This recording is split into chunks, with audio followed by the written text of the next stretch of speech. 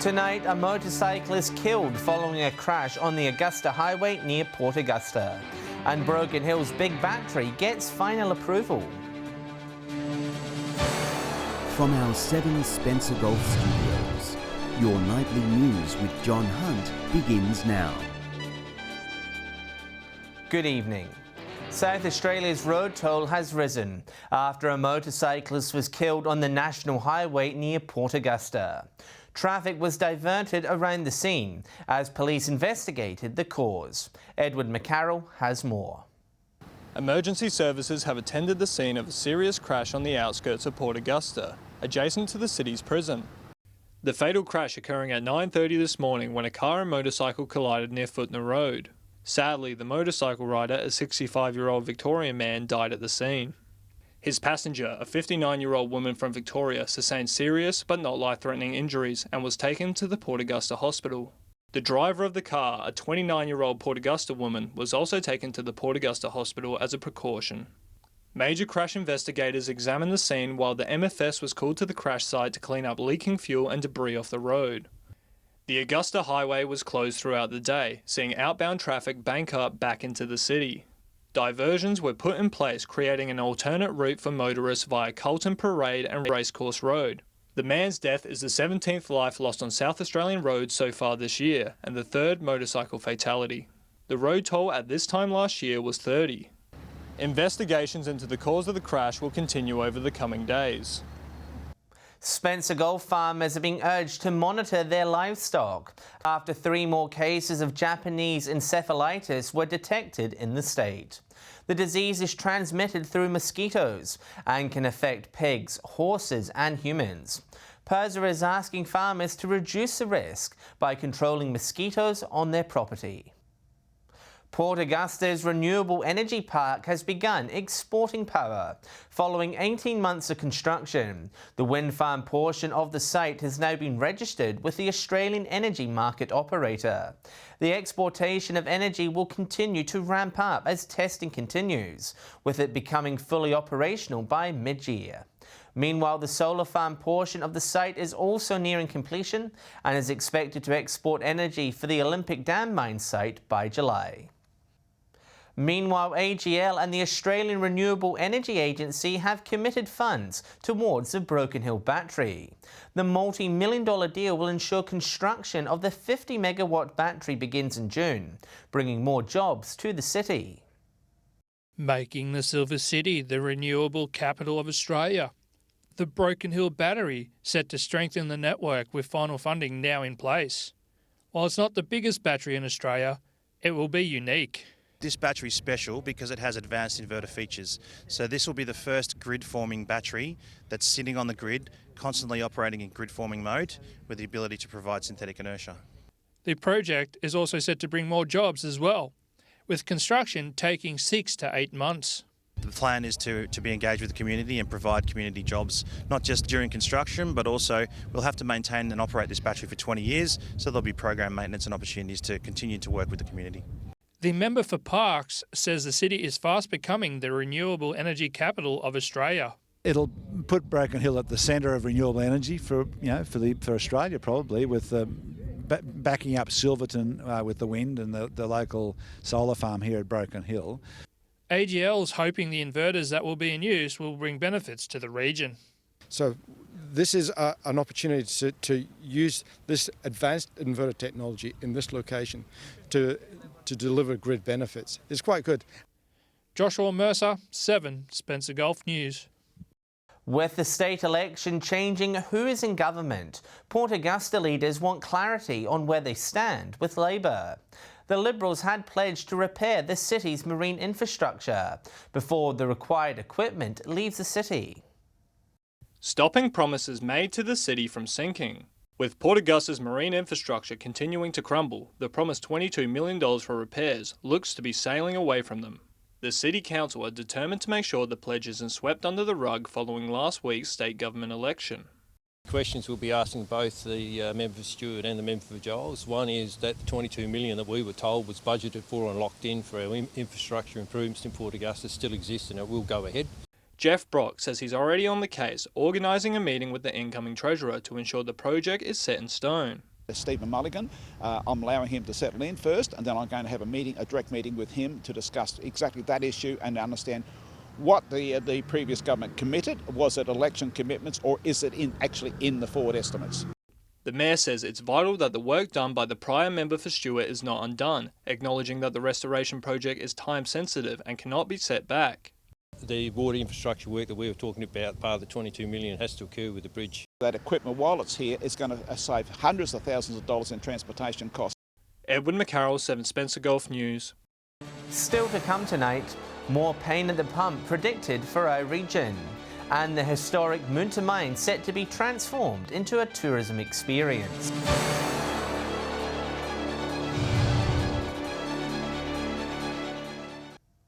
Welcome back. Fuel prices in the Spencer Gulf are expected to remain high, despite prices falling in some major centres earlier this week. It comes as metropolitan areas are entering the low point of their price cycle. It's not good news. High fuel prices are here to stay in the Spencer Gulf. Analysts say there is no relief in sight, despite prices falling in metropolitan areas due to their price cycle. The wholesale price, which ultimately determines how low they will go, is still $1.85, and it doesn't look like changing much for a while. The cause? The stabilisation of international crude oil prices following Russia's invasion with Ukraine. The RAA giving tips to regional drivers on how they can save money at the Bowser despite the expensive cost, acknowledging rural drivers do more kilometres than their city counterparts. To try and combine trips, if you know that you're going out to pick up the kids or you're going to another town to play tennis or whatever, try and make it so that you turn them into one trip. The use of fuel price monitoring apps also encouraged, where a 5-cent difference could be helpful for the family budget. It's also causing some drivers to rethink electric cars as a way to lessen their fuel bills. A lot of people are considering electric vehicles anyway. This will probably push them towards that decision quicker. Supply of cars has also been a problem. Mark Zita, 7 Spencer Gulf News. The Australian government has announced a 10-year strategic partnership with the Royal Flying Doctor Service. The landmark agreement, looking to improve health outcomes for Australians living outside metropolitan centres. The federal government also making a commitment of more than $80 million in additional funding. This new deal means the RFDS will now receive more than $1 billion over the next decade. The copper mines in Munta are about to be restored to its original state after the National Trust awarded $4.9 million to the project. The renovation is aiming to create a historical experience to attract tourists. Turning back the clock on one of the state's oldest mines.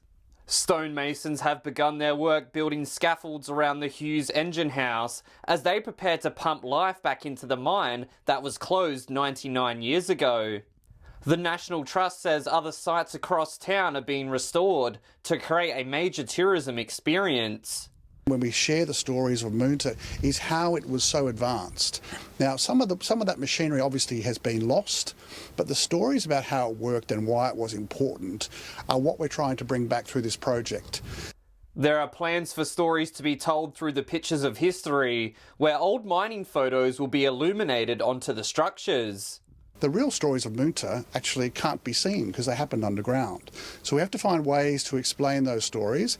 We have a great museum already and the old school building, and that will be part of this process too. The Trust are partnering with the Copper Coast Council on the project.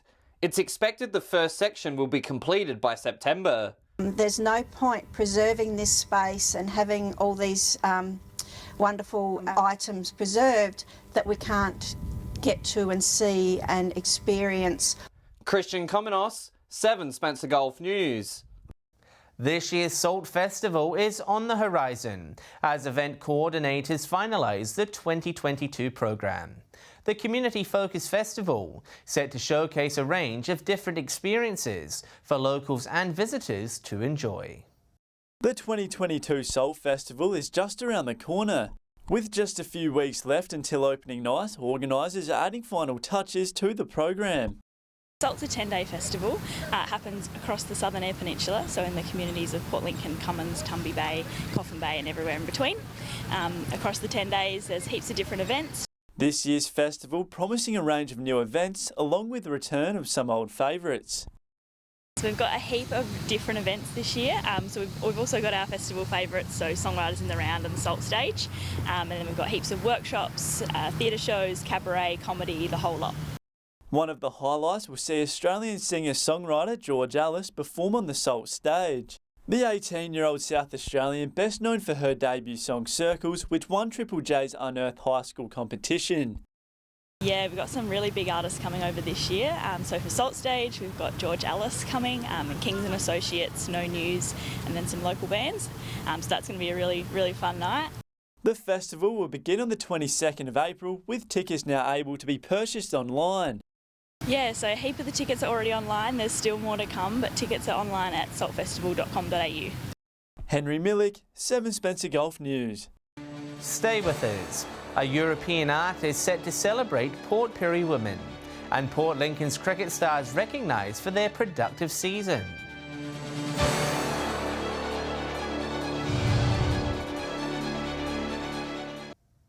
A new mural is being painted at the site of a business in Whyalla Stewart as part of the Unearthed Festival. The artwork is so far receiving praise from locals who have witnessed its creation. Showcasing local and national art talent on the big stage in Whyalla. These 3 artists coming together, painting this mural at the side of a Whyalla Stewart business as part of the Unearthed Festival events. We're here as part of Whyalla Unearthed, and we've come out with Bronick, who is a Peruvian artist based in Melbourne, and we're working with 2 local artists, Laresha and Lily. The artwork, dubbed Australian Dreams, aims to mix contemporary art style with Indigenous art elements. It depicts a person sleeping among symbols which represent people coming together at a meeting ground. We are just trying to mix our own styles and representing and try to encourage the local art. Yeah, I'm very happy to be here because normally these kind of things are not often happen. Bronick is a Melbourne-based artist collaborating with 2 local Whyalla artists for this project. Laresha Champion hoping more Indigenous artworks will be placed across the city. It's very important, so just to let a lot of people know what all the symbols and all that means. The mural is expected to be completed by this weekend. Mark Zita, 7 Spencer Golf News. And a visual artist is visiting Port Pirie this week to meet women who have strong stories related to their name. Cynthia Schwerstig plans to paint murals of their names to empower women in the community. Giving names a new meaning. An Austrian artist is on the hunt to find women in Port Pirie who have a fascinating story tied to their name. Cynthia is also looking for the women in the community who have experienced great achievements so they can be immortalised in a mural. We celebrate men and we name street names and monuments and lakes after men, but women are also very industrious, so I've been searching for them. She will be searching across Port Pirie for business names that have women in it so she can hear their story. Women are represented through their first name a lot, through history. They change their last name. And so we find that women are connected to their first name more than to their last name.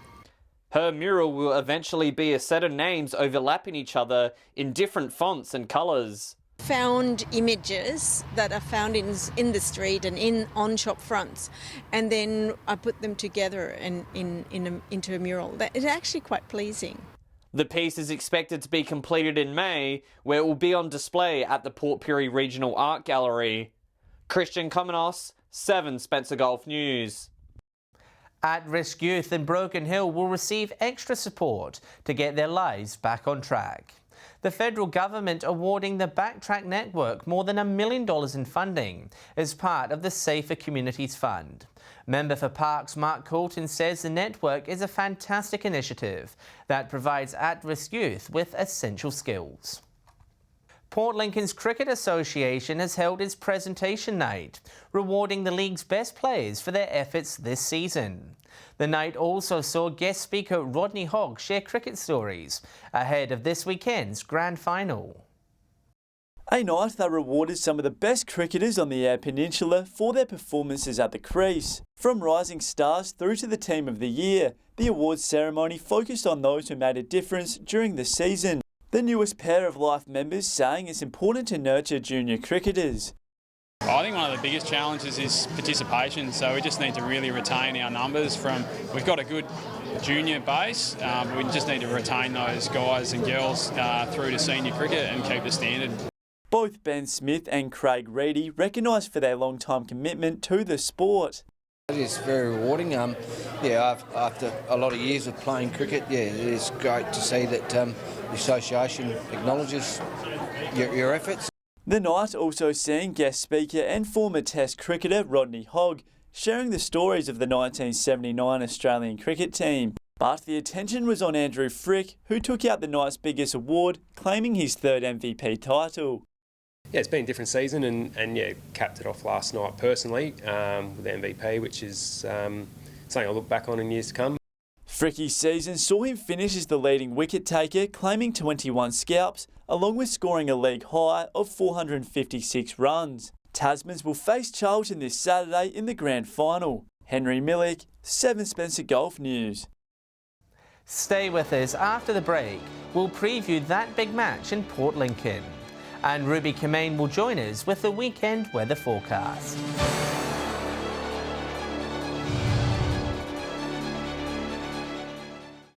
Hello again. After a long summer, the region's cricket season concludes this weekend, with Port Lincoln's association hosting its grand final. With a preview of the match, here's Andrew Frick with his grand final tip.